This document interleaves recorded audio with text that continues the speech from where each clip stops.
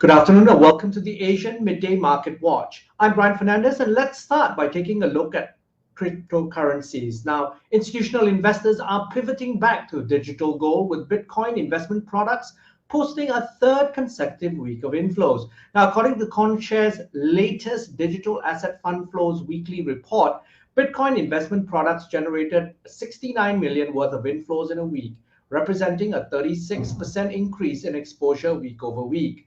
Now, while the products tracking Bitcoin have now dominated inflows to digital asset products for 2 weeks in a row, the bullish turn comes fresh off a record streak of outflows that persisted for 8 consecutive weeks until early September.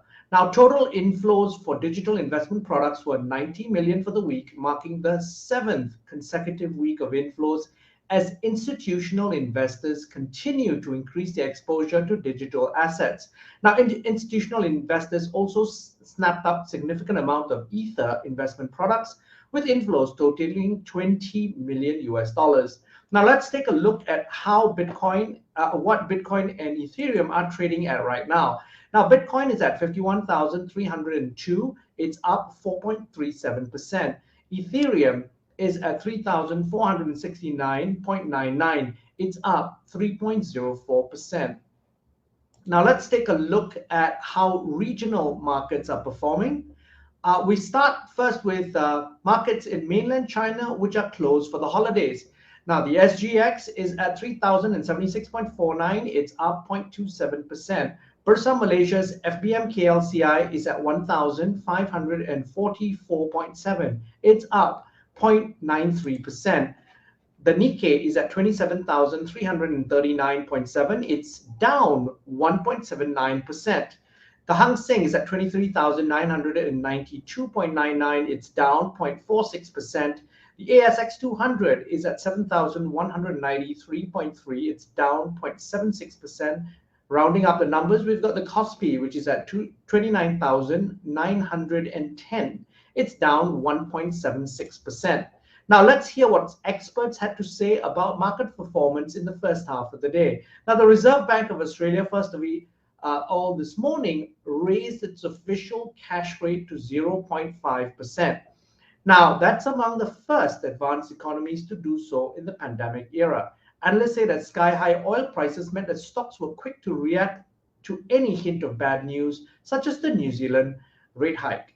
Now, MSCI's broadest index of Asia-Pacific shares outside of Japan fell 0.6%, and US stock futures, the S&P 500 E-minis, shed 0.45%. Oil steadied at multi-year highs, having been pushed there by concerns about energy supply and a decision on Monday by the OPEC Plus group of producers to stick to a planned output increase rather than raising it further. US crude rose to its highest level since 2014, but paired gains and was last off 0.15% to $78.81 a barrel.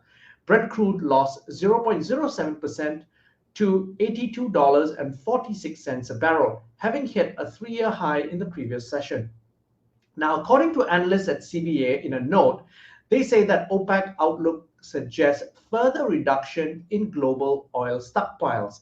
That's a problem given that oil inventories are already low. Now, these worries have also weighed in on equity markets, concerned that higher energy prices would force central banks to raise rates more quickly to react to rising inflation. Although the decision, Now, Chinese markets remained closed for a public holiday, and shares of cash-strapped Chinese developer China Evergrande was suspended, having stopped trading on Monday, pending an announcement of significant transactions. Now, uncertainty over Evergrande's fate also hit other Chinese property developers' bonds and Hong Kong-listed shares on Tuesday following fresh credit rating downgrades. Now, overnight, the Dow Jones Industrial Average rose 0.92%, the S&P 500 gained 1.05%, and the Nasdaq Composite climbed 1.25%, despite worries that the US would default on its debt.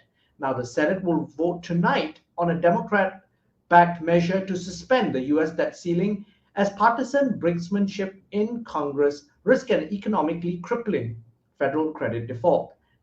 Now, if we take a look at rates, currencies, and commodities, These fears, however, did help push the dollar back towards its 12-month highs and benchmark treasury yields to near its highest level since mid-June.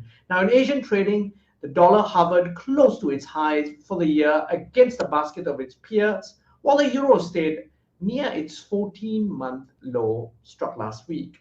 Now, the yield on benchmark 10-year treasury notes rose 1.5466%, nearing a 4-month high of 1.5670 in late September. Spot gold shelled 0.28% to close at 1,755 an ounce, with non-interest bearing assets hurt by higher yields.